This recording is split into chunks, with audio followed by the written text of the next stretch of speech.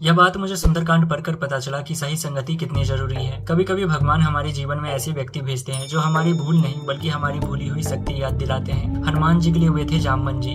जामवंत के वचन सुहाए, सुनी हनुमंत हृदय अति भाए। जब जामवंत जी ने हनुमान जी को उनके बल, बुद्धि और भगवान श्री राम के सेवा का स्मरण कराया तो वे वचन हनुमान जी के हृदय को बहुत ही प्रिय लगे। तब लगी मोहि पर खेहू तुम भाई, सही दुख कंद मूल फल खाई। तभी हनुमान जी ने विनम्रता से अपने प्रिय वानर सेना को कहा कि आप सभी दुख सहकर कंदमूल फल खाकर मेरी राह देखना जब तक मैं लंका से नहीं आ जाता। अब यहाँ देखने की बात है कि केवल हनुमान जी के कहने मात्र से सभी बानर दुख सहने के लिए तैयार हो जाते हैं, क्योंकि सभी बानर भी भगवान श्री राम के अनन्य भक्त थे और भगवान की सेवा के लिए कुछ भी करने के लिए तैयार थे। इसलिए कहा जाता है कि भक्त के जीवन में सही संग मायने रखता है। अगर सही एसोसिएशन होगा तो वही डिवोटी एसोसिएशन राम काज करने में सार्थक बनेगा। जब कोई संत, गुरु या शुभचिंतक हमें भगवान की सेवा या हमारा वास्तविक स्वरूप याद दिलाते हैं तभी भीतर का हनुमान जागता है। यहाँ हनुमान भक्ति के प्रतीक माने गए हैं। इसलिए सही संगति केवल ज्ञान नहीं देता बल्कि सोई हुई भक्ति और सोई हुई शक्ति को भी जगा देता है। और ऐसे सुंदरकांड को सही तरीके से समझने के लिए फॉलो करें हमारे इस पेज को, क्योंकि हम ऐसी इन्फॉर्मेशन लाते रहते हैं।